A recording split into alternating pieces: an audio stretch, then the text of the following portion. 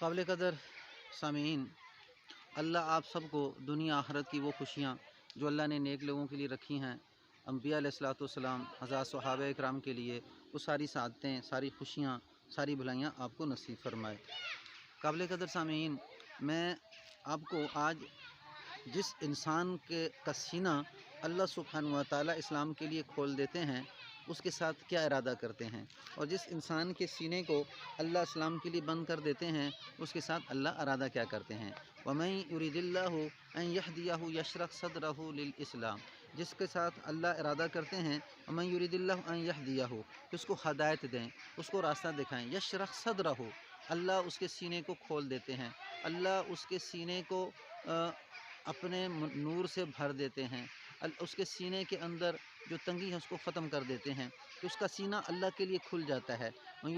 یشرح صدرہ للاسلام، اسلام کے لیے، سلامتی کا مذہب، محبت والا مذہب، اللہ کو پانے والا مذہب، للاسلام فرما بردار مذہب۔ تو اس کے لیے اللہ کیا کرتے ہیں، اس آدمی کا سینہ کہ جس کے ساتھ اللہ بھلائی کا ارادہ کرتے ہیں، ہدایت دینا چاہتے ہیں، اس کا سینہ اس کے لیے کھول دیتے ہیں۔ کس کے لیے؟ اسلام کے لیے۔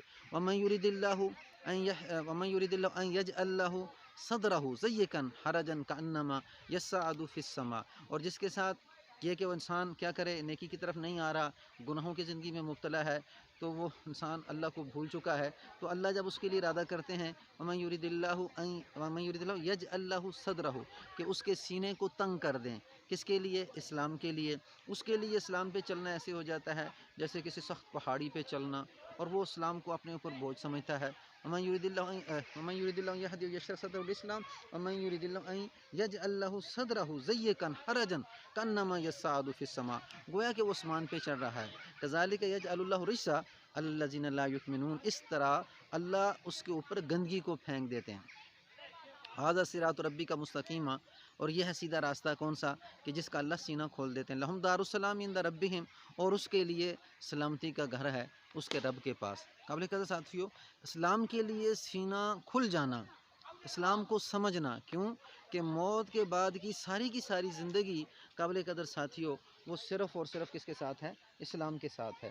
اگر آپ کو اسلام کی سمجھ نہیں آئی، مذہب اسلام کی سمجھ میں نہیں آئی، آپ صحیح طریقے سے مسلمان نہیں ہو سکے، تو قابل قدر ساتھیو یہ بات بڑی پریشانی والی بات ہے۔ اور اسلام میں سب سے بنیادی چیز وہ شرک ہے کہ جس سے انسان نے بچنا ہے، اور اس میں شرک میں ایک تو وہ شرک ہے کہ اللہ کو ماننے سے انکار کر دینا، یہ تو بالکل شرک واضح ہو چکا ہے کہ سارے لوگ کیا کر رہے ہیں، دیکھ رہے ہیں، جیسے چین والے جو کیا مانگ رہے ہیں، صرف اور صرف دنیا کی زندگی کو سمجھتے ہیں، اور جو ہے نا انہوں نے موت کے بعد کی زندگی کا پتہ نہ وہ اللہ کو جانتے ہیں، وہ کہتے ہیں خود ہی زمین بن گئی، خود ہی آسمان بن گیا۔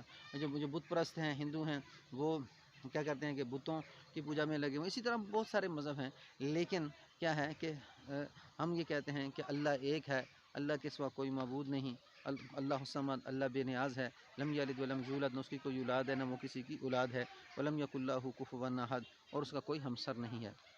تو اب ہم نے یہ سمجھنا ہے کہ ہم نے اللہ کے ساتھ شریک نہیں کرنا، اور اس کے لیے سینہ کیا ہے کہ وما یؤمن اکثرھم باللہ الا مشرکون، اور مومنوں میں سے بھی اکثر مومن ایسے ہوتے ہیں جو شرک میں مبتلا ہوتے ہیں۔ تو ہم نے اللہ کی تلاش کرنی ہے، اور جو دل کے اندر طلب رکھے گا، جو دل کے اندر طلب رکھے گا کہ اللہ مجھے مل جائیں اور میں اللہ سبحانہ و تعالیٰ کے ساتھ اپنا واسطہ بنا لوں، اپنا تعلق بنا لوں، تو قابل قدر ساتھیو اس کے لیے اللہ سینے کو کھول دیتے ہیں، کیونکہ اللہ کی جو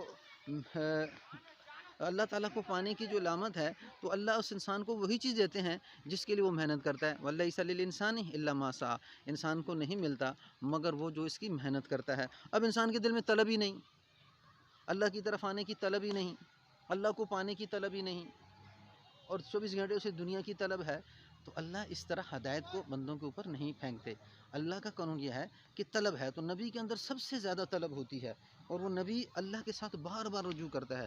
تو ہم جگہ جگہ پہ سوچیں کہ آیا میں جس راستے پہ چل رہا ہوں وہ راستہ مجھے جنت کی طرف لے کے جانے والا ہے یا کسی اور طرف لے کے جانے والا ہے، جہنم کی طرف لے کے جانے والا ہے۔ اور پھر سوچ کے محنت کرنی ہے اپنی جان پہ۔ یاد رکھیں سب سے اہم چیز دنیا میں، سب سے اہم چیز دنیا میں مال و دولت کی کوئی اہمیت نہیں، دنیا کی چیزوں کی کوئی، یہ دنیا تک صرف انسان کی موت تک ہے، لیکن موت کے بعد کیا بڑا بادشاہ ہوگا وہ کامیاب ہوگا؟ کیا بڑی زمین و جائیداد والا کامیاب ہوگا؟ نہیں، جس کا سینہ اللہ نے اسلام کے لیے کھول دیا اور وہ ہدایت کی تلاش میں نکل چکا